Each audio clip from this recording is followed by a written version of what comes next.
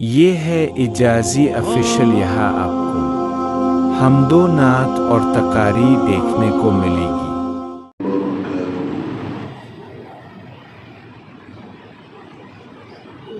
الحمدللہ رب العالمین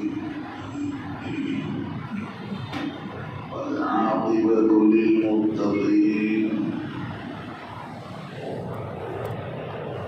والصلاة والسلام على سيد الأنبياء والمرسلين وعلى آله وأصحابه أجمعين، أما بعد،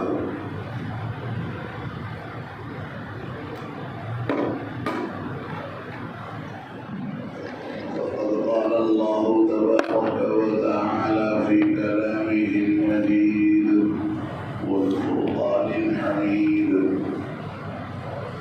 أعوذ بالله من الشيطان الرجيم، بسم الله الرحمن الرحيم.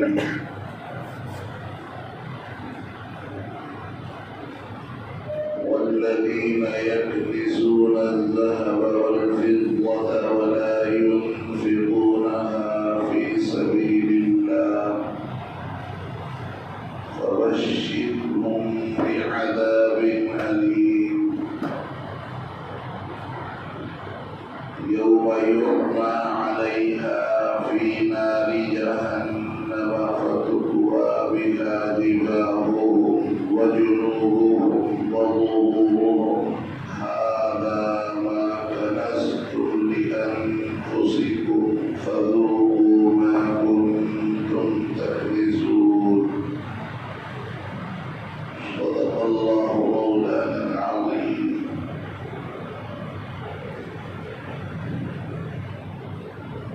وقال النبي صلى الله تعالى عليه وسلم: بني الإسلام على 5: شهادة أن لا إله إلا الله وأن محمدا عبده ورسوله وإقام الصلاة وإيتاء الزكاة والحج وصوم رمضان. رواه البخاري ورواه مسلم، أو كما قال نبينا صلى الله تعالى عليه وسلم: يا رب صل وسلم دائما أبدا على حبيبك خير الخلق كلهم سبي أحبابك محبة والإخلاص نية ساعته للآخرة.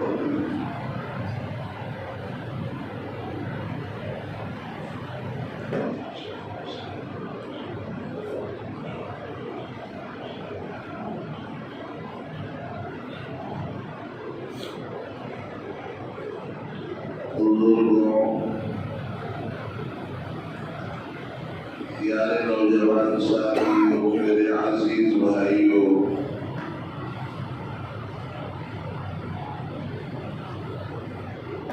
اللہ کا بے پناہ احسان و کرم ہے کہ اللہ نے ہم سب کو صاحب ایمان بنایا.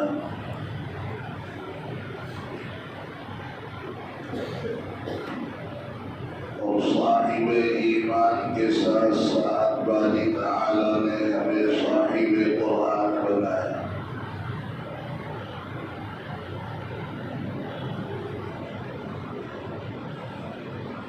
قرآن کریم ہماری رشد و ہدایت، ہماری زندگی اور آخرت کا سامان ہے.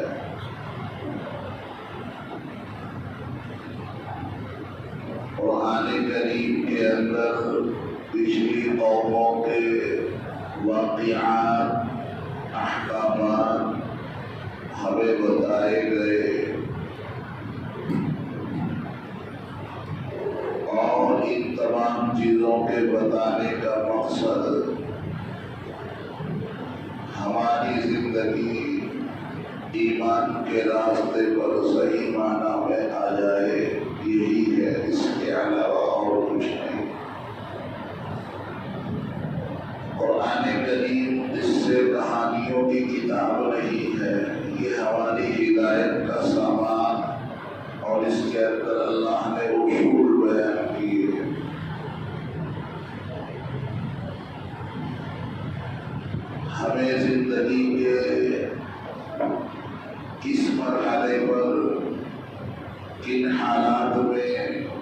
طرح سے زندگی گزارنی ہے،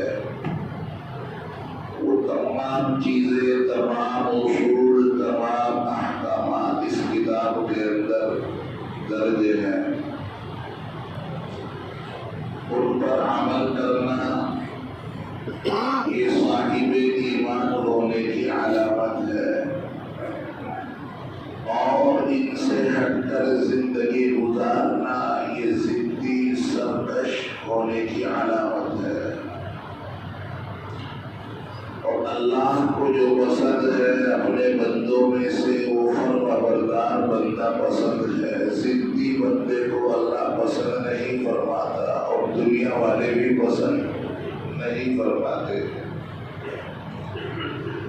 ضدی اسے کہا جاتا ہے جو من مانی زندگی گزارتا ہے، اور فرمانبردار اسے کہا جاتا ہے جو اصول اور ضوابط اور احکام کو مانتے ہوئے اپنی زندگی کو اس میں ڈھال لیتا ہے اور اس کو اپنی زندگی کا عین اصول بنا لیتا ہے۔ میرے نوجوان ساتھیوں، میں نے اس سے پہلے بھی بتایا، پھر کہہ رہا ہوں، یہ چیز ہمیں بیدار کرنے والی ہے، ہمیں جگانے والی ہے، ہماری غفلتوں کی چادروں کو ہٹانے والی ہے۔ وقت آتا ہے اور چلا جاتا ہے، دنیا میں جتنے بھی آئے، نبی آئے، رسول آئے، سب نے وقت کا انتظار کیا ہے، اور وقت نے آج تک کسی کا انتظار نہیں کیا ہے۔ جو لوگ وقت کا انتظار کرتے ہیں یہ ان کے کامیاب ہونے کی علامت ہوتی ہے، اور پھر اللہ تبارک و تعالی اس وقت کے آنے پر انہیں عمل کی توفیق سے مالا مال فرما دیتے ہیں۔ یہ بات مجھے اس لیے کہنی پڑ رہی ہے کہ رمضان المبارک کا آج 23واں روزہ ہے،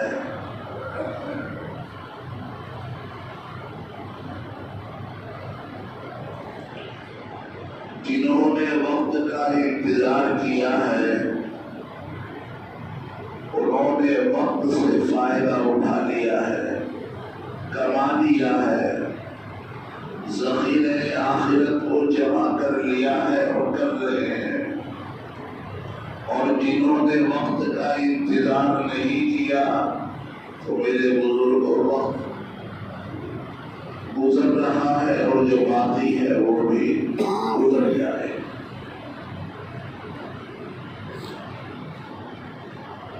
ہم سوچیں، غور کریں کہ یہ وقت ہماری زندگی میں کیوں آیا؟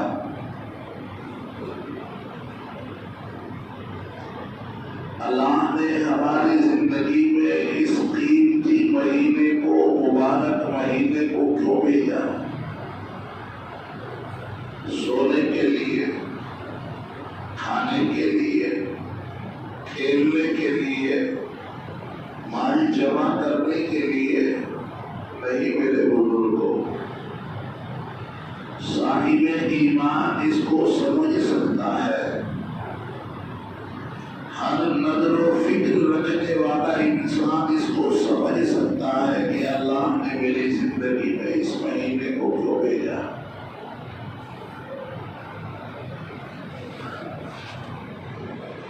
اللہ تبارک و تعالی نے ہمیں یہ مہینہ اس لیے عطا کیا کہ 11 مہینے ہم نے گناہ کیے، بہت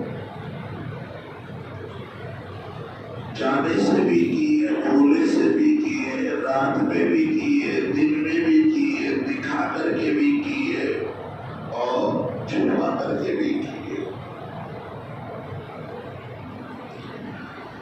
اللہ اتنا کریم ہے، اتنا رحیم ہے، اتنا ستار ہے کہ اللہ نے ہمارے سارے گناہوں کو چھپا لیا۔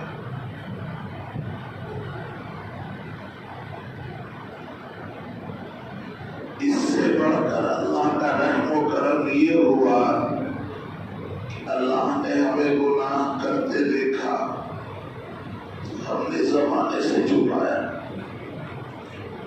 اللہ سے نہیں چھپا سکتے۔ اندھیری دنیا والوں کے لیے ہوتی ہے، رب کے لیے نہیں ہوتی ہے۔ چھپانا سب کے لیے ہوتا ہے، رب کے لیے نہیں ہوتا ہے۔ زبان سے نکلے الفاظ کو ہر شخص سن لیتا ہے، دل میں پیدا ہونے والی چیز کو کوئی نہیں سنتا، مگر میرا رب اس سے بھی واقف ہے۔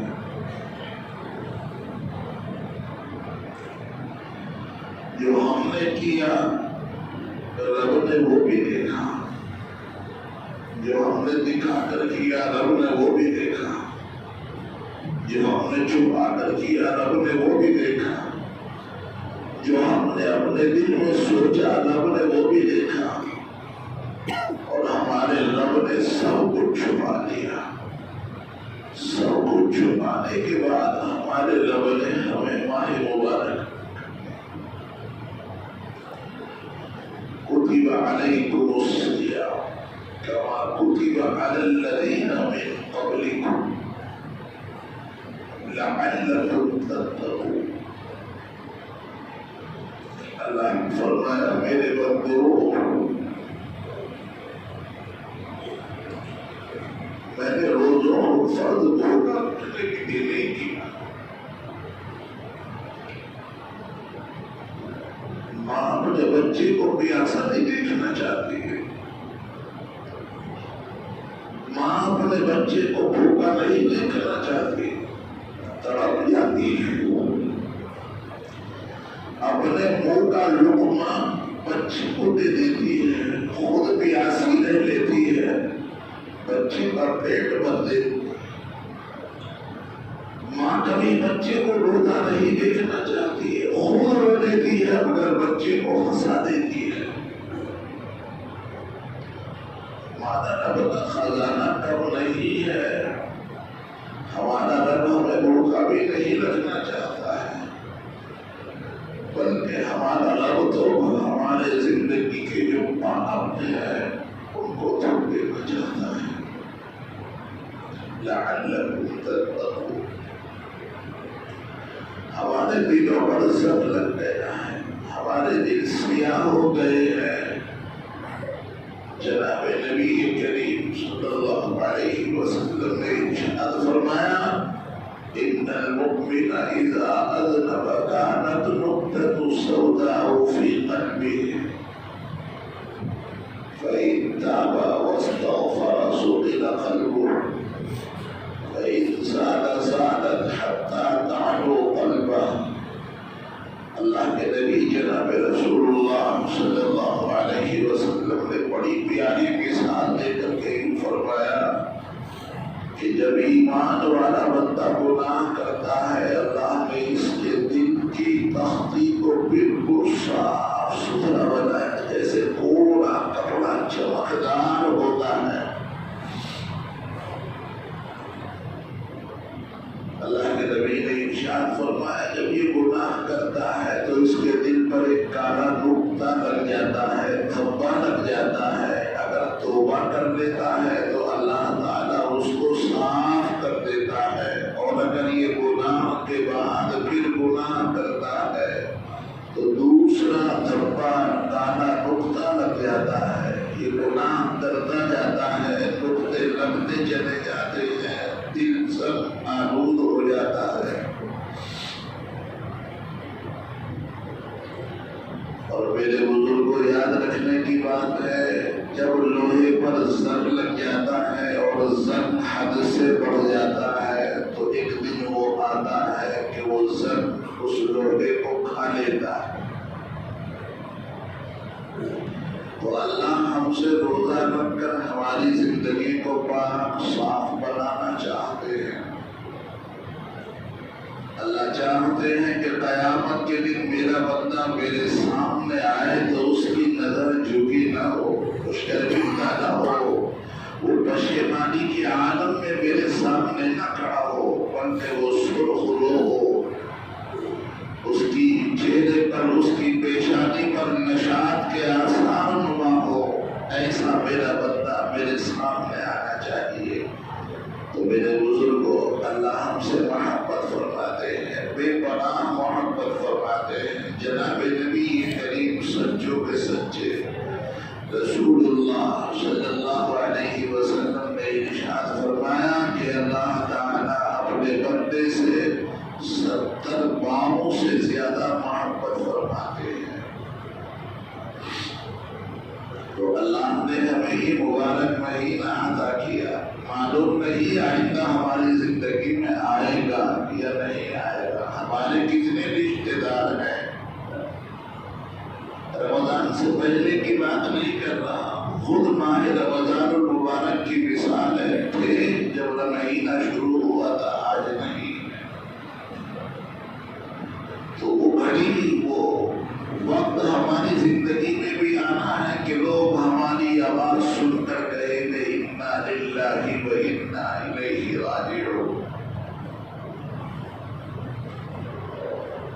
ہماری زندگی میں لوگ ہماری عیادت اور ہماری طبیعت کو معلوم کرنے کے لیے آتے ہیں، ہمارا درد رکھتے ہیں، ہماری محبت رکھتے ہیں. اگر ہم زندہ ہیں تو ہمیں ہماری طبیعت معلوم کرنے کے لیے آتے ہیں. لیکن ہماری زندگی میں ایک دن وہ بھی آئے گا کہ مینارے سے اعلان ہو رہا ہوگا کہ فلاں صاحب تھے، آج ان کا انتقال ہو گیا. تو میرے بزرگوں ہمیں اللہ کے یہاں جانا ہے. ہم مسجد میں آتے ہیں، رشتہ داری میں جاتے ہیں، ہمیں اچھا کپڑا چاہیے، صاف ستھرا کپڑا چاہیے. اگر گندے ہیں تو غسل کرنے کو دل چاہتا ہے، گندے نہیں جاتے ہیں. ہمیں اپنے رب کے سامنے جانا ہے، ہمیں اپنے رب کے حضور کھڑے ہونا ہے. دنیا میں چاہے جیسی زندگی گزار لے، لیکن میرے بزرگوں ہمیں اللہ کے سامنے جانا ہے، کھڑے ہونا ہے. اس کی تیاری کے لیے ہماری زندگی کا یہی قیمتی وقت ہے. یہاں مجھے پریشانی ہے، آپ مدد کر سکتے ہیں. آپ کو پریشانی ہے، میں آپ کی آواز پر لبیک کہہ سکتا ہوں. لیکن جب مردہ قبر میں پڑا ہوگا، فرشتے اس سے سوال کر رہے ہوں گے، ہماری آواز ہماری لہر سے باہر نکلنے والی نہیں ہوگی، ہماری آواز پر لبیک کہنے والا نہیں ہوگا، ہماری تکلیف میں کوئی ہمارے کام آنے والا نہیں ہوگا. جوان ساتھیوں، بزرگوں، بڑے درد کے ساتھ کہہ رہا ہوں، ہمیں اپنی زندگی میں اپنی آنکھیں کھول لینی چاہیے. یہی ہے رب کو راضی کرنے کا وقت، یہی ہے اپنے روٹھے رب کو منا لینے کا وقت. زندگی اگر گزر جائے گی تو پھر ہمیں واپس نہیں ملے گی. تجھے برسوں بچپن میں گودی کھلایا، تجھے برسوں بچپن میں گودی کھلایا، جوانی نے آ کے تجھ کو مجنوں بنایا، بڑھاپے نے آ کے پھر تجھ کو ستایا. کر دے گی تیرا اجل بالکل صفایا. جگہ جی لگانے کی دنیا نہیں ہے، یہ عبرت کی جا ہے، تماشا نہیں ہے. میرے بزرگوں، ہم یہاں کھیلنے کے لیے نہیں آئے، ہم یہاں کھانے کے لیے نہیں آئے، ہم یہاں وقت گزارنے کے لیے نہیں آئے، بلکہ ہمیں بھیجا گیا ہے اپنی آخرت کی تیاری کے لیے. ہر شخص اپنے گھر کی کفالت کا انتظام کرتا ہے. دال ہے، گوشت ہے، آٹا ہے، مسالہ ہے، چینی ہے، گھی ہے، تیل ہے. زندگی اپنے گھر کی تیاری میں یہ بندہ گزار دیتا ہے. بولیے، گزارتا کہ نہیں گزارتا؟ کبھی کپڑا لاتا ہے، کبھی ٹوپی لاتا ہے، کبھی تان لاتا ہے، کبھی گھی لاتا ہے، کبھی تیل لاتا ہے. اپنی ضروریات کو جمع کرنے میں لگا پڑا ہے، اپنے بچوں کی کفالت میں لگا پڑا ہے. ہم نے کبھی سوچا ایک منٹ کے لیے، کبھی غور کیا کہ تو ہماری زندگی کی ضرورت کے سامان ہیں، ہمیں مرنا بھی ہے، تھا کہ یہاں بھی جانا ہے، وہاں بھی تو ہماری ضرورتیں ہوں گی، وہاں کی ضرورتوں کے تو سامان بھی ہمیں چاہیے، وہاں کے انتظام بھی تو ہمیں چاہیے۔ تو یہ نماز ہے، یہ روزہ ہے، یہ صدقات ہے، یہ حج ہے، یہ زکوٰۃ ہے، اپنے وقت پر سارے اعمال کا کر لینا، دل سے کر لینا، اخلاص سے کر لینا، رب کے بتائے ہوئے حکم کے مطابق کر لینا، اللہ کے نبی کے بتائے ہوئے طریقے کے مطابق ان کاموں کو پورے طریقے پر کر لینا، یہ آخرت کی ضرورت کے سامان ہے۔ اللہ کے نبی جناب نبی کریم محمد عربی صلی اللہ علیہ وسلم ارشاد فرماتے ہیں، بنی الاسلام علی خمس، اسلام کی بنیاد اللہ نے 5 چیزوں پر رکھی ہے۔ بنیاد اسلام کی کتنی چیزوں پر ہے؟ 5 چیزوں پر ہے۔ اور ہمیشہ یاد رکھا جائے، کسی بھی مکان کے لیے ستون اصل چیز ہوتی ہے۔ ایک وقت کو اگر دیوار نہ ہو تو کام چلے گا، لیکن اگر چھت کے نیچے سے ستون ہٹا دیے جائے تو چھت اپنی جگہ پر باقی نہیں رہ سکتی ہے، زمین دوز ہو جائے گی، نیچے آ جائے گی، برہم برہم سارا نظام ہو جائے گا۔ بنی الاسلام علی خمس، اللہ کے نبی نے فرمایا اسلام کی بنیاد 5 چیزوں پر ہے۔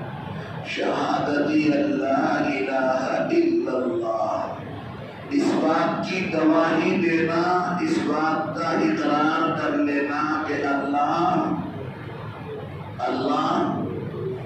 یہ اپنی زبان سے ایمان تازہ ہو جائے گا۔ اللہ ایک ہے، شک ہے اس میں کوئی شک نہیں، اگر شک ہے تو ایمان باقی نہیں رہ سکتا۔ تو یقین ضروری چیز ہے۔ تو بنی الاسلام علی خمس، شہادتی اللہ الہ الا اللہ وان محمدا عبدہ ورسولہ، اور اس بات کی گواہی دینا کہ جناب محمد رسول اللہ صلی اللہ علیہ وسلم اللہ کے آخری، کیا ہے میرے بزرگ، اللہ کے آخری نبی، زبان سے کہہ دیجیے ثواب ملے گا صلی اللہ علیہ وسلم۔ تو جناب محمد الرسول اللہ صلی اللہ علیہ وسلم اللہ کے نبی ہونے کے ساتھ ساتھ کیا ہے؟ آخری نبی ہے، اب کوئی نبی آنے والا نہیں ہے۔ وَإِقَامِ الصَّلَاةِ، آگے فرمایا اللہ کے نبی نے نماز کا قائم کرنا۔ کیا فرمایا؟ نماز کا پڑھنا نہیں کہا۔ میرے بزرگوں میں ہاتھ جوڑ کے اپنے ان نوجوانوں سے، اپنے ان بزرگوں سے کہوں گا کہ جو نماز کا ارادہ رمضان کا چاند دیکھنے کے بعد کرتے ہیں، بہت افسوس کی بات ہے۔ اللہ نے ہمیں مسلمان بنایا، رمضانی نہیں بنایا۔ اگر ہم رمضان میں نماز ادا کرتے ہیں اور رمضان کے بعد نماز ختم کر دیتے ہیں تو یہ ایمان والا ہونے کی علامت نہیں ہے، نہیں ہے، نہیں ہے۔ ایمان والا ہونے کی علامت وَإِقَامِ الصَّلَاةِ، اللہ کے نبی نے فرمایا نماز کو قائم کرنا۔ بیماری ہے، شادی ہے، غم ہے، سفر ہے، حضر ہے، شعبان ہے، شوال ہے، رمضان ہے، ذوالقعدہ ہے، ذوالحجہ ہے، آدھی ہے، بارش ہے، سردی ہے، گرمی ہے، اندھیری ہے، روشنی ہے، ہر حال میں جب تک ہماری عقل باقی ہے، جب تک ہماری عقل باقی ہے تو نماز ہمارے اوپر کیا ہے؟ فرض ہے۔ بالغ ہو گیا، عقل مند ہو گیا تو نماز اس کے اوپر فرض ہو گئی۔ اب اگر نماز چھوڑے گا تو یہ اللہ کا گنہگار بندہ، اللہ کے فرض کا تارک، اللہ کے فرض کو چھوڑنے والا کہلائے گا۔ وہی قابل صلاح۔ تو میرے بزرگوں، ہمیں نماز 12 مہینے پڑھنی چاہیے. روٹی 12 مہینے کھاتے ہیں, پانی 12 مہینے پیتے ہیں, آنکھوں سے 12 مہینے دیکھتے ہیں, کانوں سے 12 مہینے سنتے ہیں, زبان سے 12 مہینے بولتے ہیں, قدم سے 12 مہینے چلتے ہیں. اس دل سے سوچنے کی طاقت میرے رب نے 12 کے 12 مہینے دی ہے. اس دماغ میں سوچنے کی طاقت اللہ رب العزت نے ہمیں 12 کے 12 مہینے دی ہے. تو 12 مہینے ہی ہمارے اوپر نماز کیا ہے؟ فرض ہے. اقام الصلاۃ کا مطلب یہی ہے وضو نہ کر سکو تیمم کر لو, کھڑے ہو کے نہ پڑھ سکو بیٹھ کر کے پڑھ لو, بیٹھ کے نہ پڑھ سکو لیٹ کر کے پڑھ لو, مسجد جا کر کے نہ پڑھ سکو گھر میں پڑھ لو. یعنی کسی بھی حالت میں جب تک عقل باقی ہے تو نماز کیا ہے؟ نماز کیا ہے میرے بزرگوں؟ میرا یہ پیغام بھی ہے, میرا یہ حکم بھی ہے, اللہ کا حکم ہے, ہمیں اس پر عمل کرنا چاہیے. ایمان والا ہونے کی علامت ہے. تو میرے بزرگوں نیت کریں, میرے نوجوان ساتھیوں نیت کریں کہ انشاءاللہ ہمیں مکمل سال نماز کی کیا کرنی ہے؟ کیا کرنی ہے؟ پابندی کرنی نا انشاءاللہ. کتنے ٹائم کی؟ 5 فجر, ظہر, عصر, مغرب, عشاء, یہ 5 نمازیں ہیں. اگر ہماری آنکھ سے ذرا دیر دکھنا بند ہو جائے تو وہ ڈاکٹروں کو بھاگنے کے لیے بھاگیں گے کہ میری آنکھ سے دکھ نہیں رہا, میری آنکھ میں درد ہے, میرے کان میں درد ہے. اور اگر ذرا سی چبھن دل کے اندر ہو جائے, بیوی کو بھی بھول جائے گا, بچوں کو بھی بھول جائے گا. اس درد کے سامنے سے کوئی چیز اچھی نہیں لگے گی. اللہ اسے ذرا سا درد دے کر کے یہ بتاتے ہیں کہ دیکھ تیرا رب کیا چیز ہے. تیرے دل کے اندر جو تیرے رب نے دھڑکنے کی طاقت رکھی ہے یہ کتنی بڑی دولت ہے کہ اگر یہ دھڑکنا بند ہو جائے, اگر اس کی طاقت ذرا دیر کے لیے کم ہو جائے تو پریشان ہو کر کے رہ جاتا ہے. تو میرے بزرگوں اللہ نے ہمیں دل میں طاقت عطا کی ہے, دماغ میں طاقت عطا کی ہے. اگر میرا رب کسی طاقت کو کم کر دے یا چھین لے تو ہمیں احساس ہونے لگتا ہے. تو یہ ساری نعمتیں اللہ نے جب ہمیں دی ہیں تو نماز ہماری مستقل پابندی کے ساتھ ہونی چاہیے. یہ ایمان ہونے کی اور ایمان مضبوط ہونے کی علامت ہے. کریں گے انشاءاللہ کریں گے نا.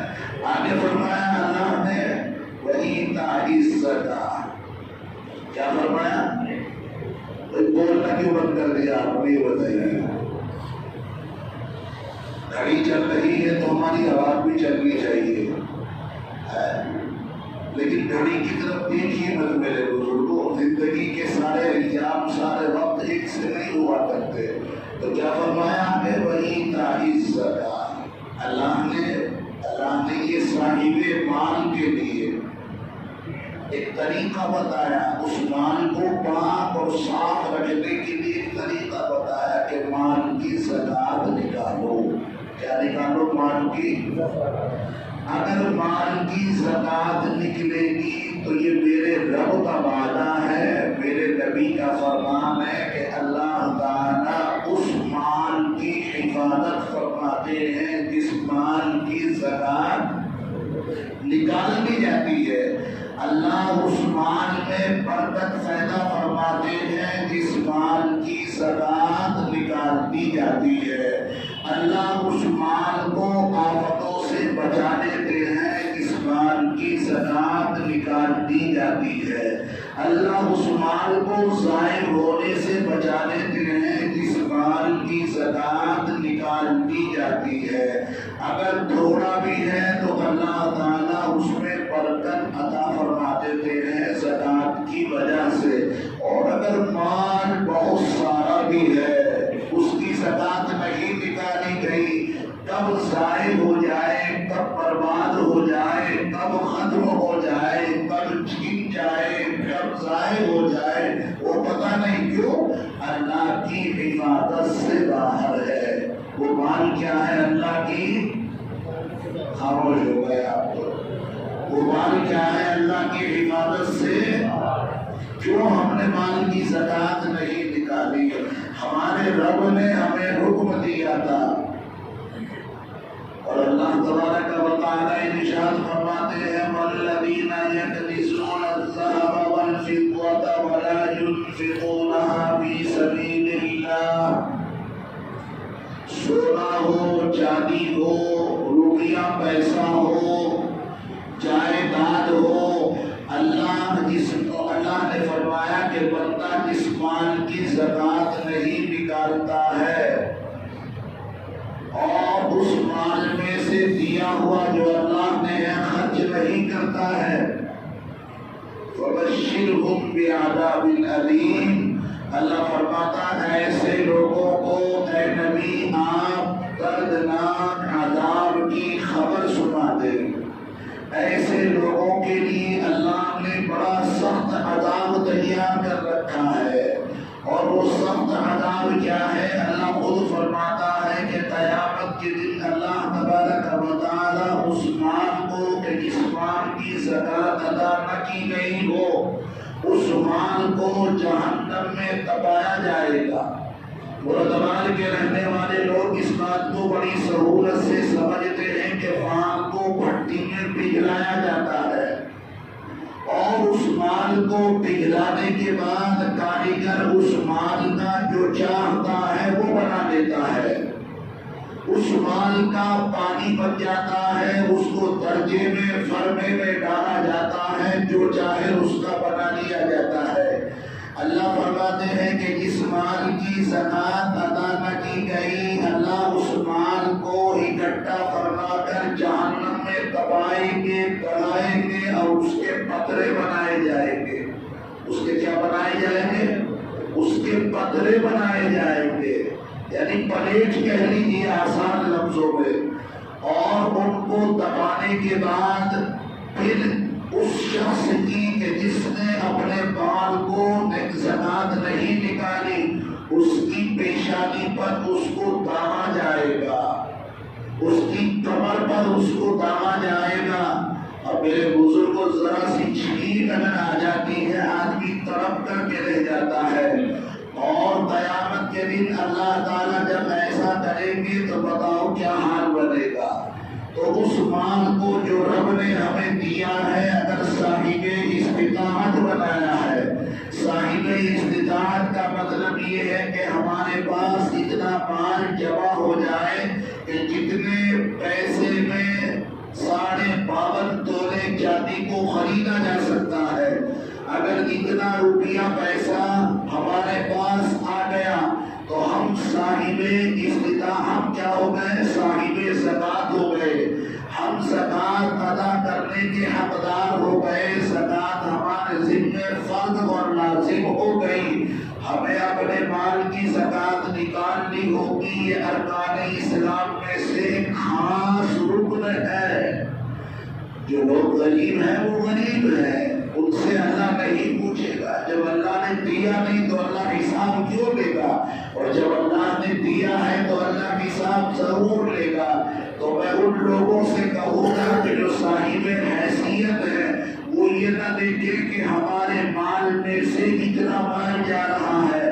ایسا نہیں ہے کہ اگر ہم رب کے کہنے سے رب کے بتائے ہوئے طریقے پر اس کے دیے ہوئے مال میں سے خرچ کریں گے تو اللہ نے دینے سے پہلے وعدہ فرما دیا ہے کہ تو خرچ کرے گا میں برکت عطا کروں گا، تو نکالے گا میں تیرے مال کو بڑھا دوں گا. تو یہ سوچنا ایک شیطانی خیال اور وسوسہ ہے کہ جتنے مال میں سے اتنی ساری زکات جا رہی ہے ہم یہ بھی تو سوچیں کہ دینے والا بھی تو وہی ہے. وہ چاہے تو ہمیں فقیر بھی تو بنا سکتا ہے، وہ چاہے تو ہمیں زکات لینے والا بھی تو بنا سکتا ہے. یہ تو بڑی خوشی کا موقع ہے کہ ہمارے رب نے ہمیں زکات دینے والا بنایا. اور اللہ نے 2 ہاتھ بنائے ہیں، ایک ہاتھ یوں بنایا اور ایک ہاتھ یوں بنایا. جناب نبی کریم صلی اللہ علیہ وسلم نے ارشاد فرمایا کہ دونوں بہترین ہاتھ وہ ہے جو دینے والا ہو۔ تو اللہ نے اگر ہمیں اس قابل بنایا ہے تو اس کا شکر یہ ہے کہ ہم اس کے دیے ہوئے مال میں سے اس کے بتائے ہوئے طریقے کے مطابق اپنی مالوں کی زکات نکال دیں۔ تو یقیناً ہم اس بات کو ذہن میں رکھیں کہ ہمارا مال بڑھ کر کے رہے گا، اللہ ہمارے مال کی حفاظت بھی کرے گا، اللہ ہمارے مال میں برکت بھی دے گا، اللہ ہمارے مال کو اور زیادہ کر دے گا۔ تو میرے بزرگوں یہ بات ہمیں سب کو سمجھ میں آ گئی، تو انشاءاللہ ہمیں معلوم کر کے حساب لگا کر اپنے مالوں کی زکات نکالنی ہے۔ اور اسی کے ساتھ ساتھ ایک بات یہ بھی سنتے چلے کہ نماز عید الفطر سے پہلے ہمیں صدقہ فطر بھی نکالنا ہے۔ صدقہ فطر کا آسان طریقہ میں نے اس سے پہلے بارہا بتایا۔ 2 کلو گیہوں کی قیمت ہم کسی بھی دکان سے جا کر کے پتہ کر لیں، قیمت گھٹتی بھی ہے، قیمت بڑھتی بھی ہے۔ تو جب ہمیں فطرہ نکالنا ہو تو ہم اسی وقت کسی بھی دکان سے جا کر کے، راشن کی دکان ہو یا پرچون کی دکان ہو، ہم کہیں بھی جا کر کے یہ پتہ کر لیں کہ گیہوں کا کیا بھاؤ ہے۔ جب گیہوں کا بھاؤ ہمیں پتہ لگے گا تو ہم خود آسانی سے حساب 2 کلو کا لگا لیں گے، جتنی قیمت بڑھتی ہوگی اتنا ایک فطرہ ہوگا۔ نماز عید الفطر سے پہلے اس کا نکالنا ضروری ہوتا ہے۔ اور اس کے بعد کی ایک اور تھوڑی سی نازک خبر آپ کو بتا دوں، شاید آپ سن کر کے پریشان سے ہو جائیں، مگر پریشان نہیں ہونا۔ یہ جمعہ آپ کا الوداع جمعہ نہیں ہے۔ سانسیں رکی ہوں گی شاید سننے کے بعد، سننے والوں کی سانسیں شاید رک گئی ہوگی۔ یہ جمعہ الوداع جمعہ نہیں ہے، اس کے بعد آنے والا جمعہ انشاءاللہ الوداع جمعہ ہوگا، اور وہی کیا ہوگا؟ چاند رات والا، یعنی کہ آج کے دن ہفتے کے بعد جو جمعہ آئے گا اس جمعے کا بھی انشاءاللہ 3 بار کہہ رہا ہوں روزہ ہوگا۔ لہذا ابھی سے اپنے من کو پکا بنا کر کے رکھے، چاند ڈھونڈنے کی کوشش نہ کرے، ہے نا؟ ابھی جمعرات کے دن سے چاند ڈھونڈنا شروع کر دے، چاند ملے گا نہیں۔ انشاءاللہ جمعے کا روزہ ہوگا، اور پھر آرام سے بغیر چاند دیکھے ہمیں آنکھ بند کر کے کیا کرنی ہے؟ جمعے کا روزہ رکھنے کے بعد انشاءاللہ ہمارے روزے کتنے ہوں گے؟ کتنے ہو جائیں گے؟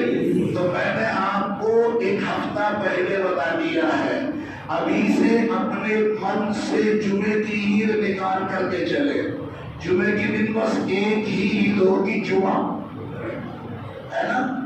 اور اگر عید الفطر ہو جاتی تو 2 عیدیں جمع ہو جاتی، لیکن مہارا رب کو کیسے منظور ہے؟ اللہ کو منظور یوں ہی ہے کہ انشاءاللہ رب ہمارے 30 روزے کرائے گا۔ دل سے کہہ لو انشاءاللہ۔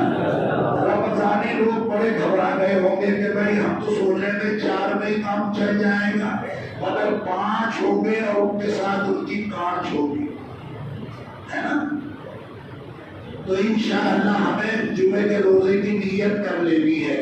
اللہ تمام روزے داروں کے روزوں کو قبول فرما لے، اور ہمیں رہتی زندگی تک، یعنی زندگی کے آخری سانس تک بڑے درد، محبت، شوق کے ساتھ روزوں کی، نمازوں کی پابندی کی توفیق عطا فرما دے۔